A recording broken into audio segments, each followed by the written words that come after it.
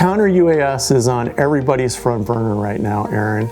Everybody. If you're in an airport, you don't want to have an unmanned vehicle or a drone interrupting your air operations in any way.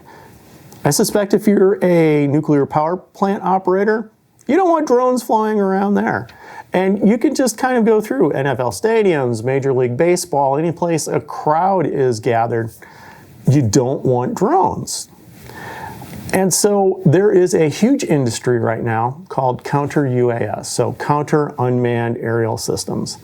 And the chances are when you think about that, or you read about it, the first image that pops up are these killer laser beam death rays out of Star Wars. And the image suggests that any drone flying anywhere is going to get hit by this laser beam and it's going to be shot out of the sky. These are incredibly expensive systems, and we're focusing a lot of time and effort and material, quote, like the Air Force says, trying to shoot things out of the sky. The issue is we're living in the age of autonomy right now. What does that mean? So you will have vehicles that sense their world. One of the things that they can sense is people. Another thing that they can sense is a machine that looks like it has some sort of counter-drone technology on it. And you have drones right now that can sense people, sense these things, and avoid them. And that makes the job of finding them pretty hard. So it'd be wonderful if the future that we have says that we have these dumb drones flying across the sky and they're not going to try to evade the latest technology. But the truth is they will.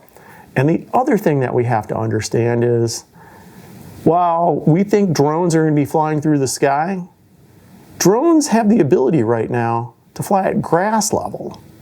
And if you take a drone that can fly at the level of the blades of grass that are in your front yard, see a fence, climb over that fence, and go back down to grass top level, even the latest and the greatest and the best laser beam, death beam killer systems is not going to find something flying at ground level. They just can't.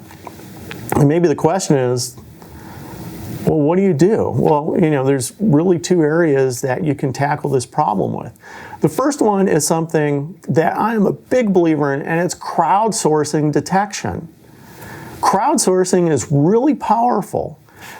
Think about it this way.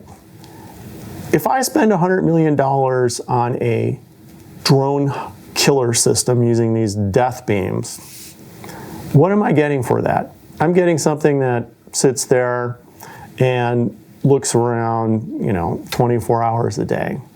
Cost me a lot of money. But what if I do this? What if I offer rewards and bounties for people in the local community to actually patrol the perimeter of my airport? It's crowdsourcing detection. Give them a small app that allows them to take a picture of the drone that will alert my law enforcement community, as soon as I click send. That gives you an amazingly powerful tool. It gives you a tool that has a great deterrent value. Are you going to go fly your drone around a piece of infrastructure that the community can get a reward for detecting that drone launch? No, you're not. You're not. You're going to go someplace else. But yet, that's not sexy. Crowdsourcing put up against Star Wars. Star Wars is going to win, not the crowdsourcing. And I think we need to put, as a industry, a whole lot more energy and effort on doing the cheap, simple things that can have high returns, rather than exotic technology that, quite frankly, I'm not confident is prepared to take on the next generation of autonomous vehicles.